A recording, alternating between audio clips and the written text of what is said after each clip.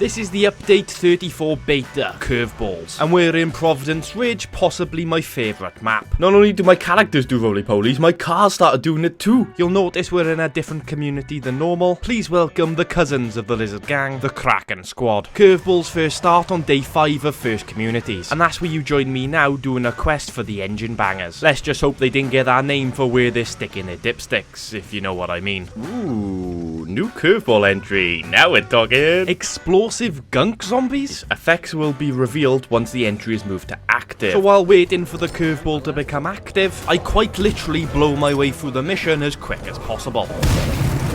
In fact, I'm so excited to try it, I race back to base with no care for my own safety. Wow. At this point, I should probably let you know the difficulty is set to dread for one simple reason, so I can keep my morale as high as humanly possible. Supposedly, morale is supposed to be an indicator for when curveballs activate, and that's so players don't get too overwhelmed. So instead of being sat around like a soppy sod, I decide to do like a motivational Instagrammer with a dodgy hard drive, and go out and seize the day. I'm gonna supply rotten zombie flesh to these dodgy lot on the other side of the map. Thankfully, while I'm on the way, the curveball finally activates, and basically we gotta be careful of purple-eyed zombies, which have mutated to become an explosive pain in the arse. So now I'm on the hunt for purple-eyed zombies. This should be interesting. So I drop off the play exams to an incredibly rude enclave. Don't just close the door on me, mate. That's really rude. Then as we're leaving, we get our first taste of these purple gunky bastards. Oh, you got purple eyes. So if I shoot you in the face... Yeah! Now, obviously, I'm here to test science stuff, innit? So... yeah, that's considerable. Oh, ow. Oh, ouch. The next thing I want to test is their flammability. But all I got on me are frag grenades. Bomb, bomb, bomb, bomb. I'd say they're still weak to explosives. Just using my keen eye and sense, you know what I mean? Thankfully, I've got an outpost just around the corner, and I've always got a stack of mollies just waiting for detonation. Then all I've got to do is find some test subjects. Hello, I'm looking for a horde of purple eyes. Oh, there's one there. Basically, mate, I just want to test if you're flammable. After test 1, I'd say results were inconclusive. Okay, so we did explode. Oh, hang on, there's one. Now, the thing about being a scientist is you've got to test these results over and over again. Well, I wouldn't say they're explosive in the same way bloaters are, but fire definitely seems to get the job done. Thanks for the new information, dickhead, as if fire never worked before. Oh, Christ. Don't shoot them that close to you, though. Jesus. Woof. To put the final nail in the coffin to find out whether or not these gunky bastards are actually flammable, let's try it with the Burninator's flamethrowers. Okay, I didn't do that, and now the car's smoking.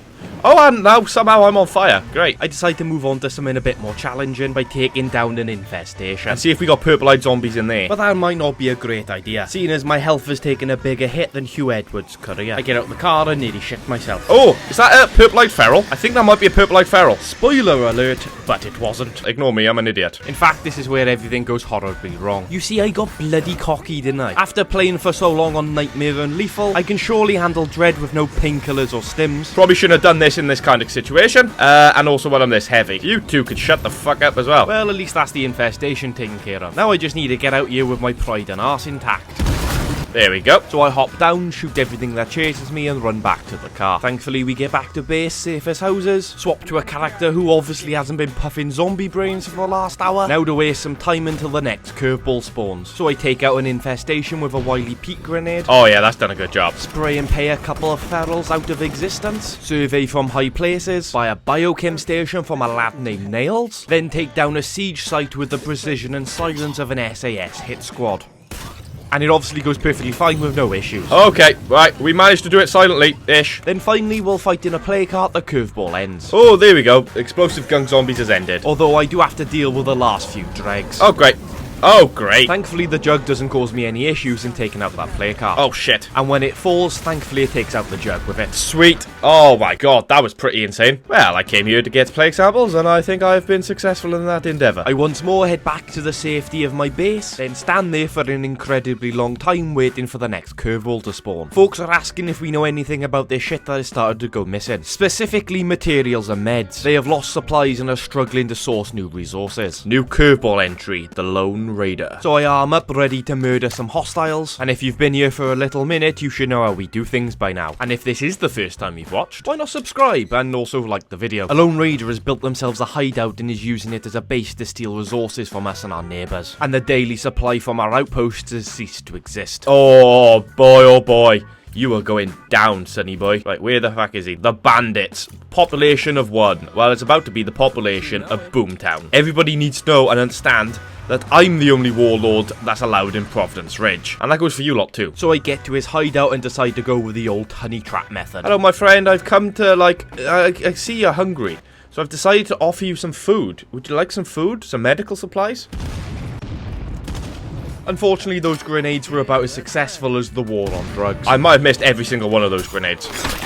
But at least I still got Gunslinger and a Prepper's AK. So I boot in the door and shoot the fucker twice in the face. There we go. That was easy. Admittedly, this curveball would probably be significantly harder on lethal. And I may have just murdered the poorest guy in the apocalypse. Aw, man, he had nothing. Poor guy. And should we just consider the moral parameters right now? I've just murdered a lonely man who literally had nothing. And I didn't even give him chance to open fire at me. This new update's sick, man. I fucking love it. And those 2 curveballs are considered the tutorial for this update. And personally, I think this is a great way of introducing new players to this mechanic. However, I really hope we don't get the same 2 curveballs whenever we start a new community. That's gonna get way too repetitive, especially when you consider there's apparently dozens of these things. So the first curveball I got was on day 5, and the second one came like 10 minutes after the first had ended. And I'm assuming that's just because it's still in the tutorial phase, because I then went the entirety of day 6 without a new curveball. And I did everything I could, making sure that the morale was as high as possible. I tried standing still patiently, but all I got was this really cool shot of a moonset, and definitely worth the 25 minutes I stood there for. I whipped out my shotguns, did cool ass takedowns, and collected my auntie's vagabond. I successfully fought juggernauts, although some might claim I was cheating, and that's how you deal with juggernauts. I killed more hostiles. I even travelled around the entire map to see if they were location based. I burned infesting hordes. I climbed tall towers, and scouted for miles and miles around, even doing the occasional fall from height distance.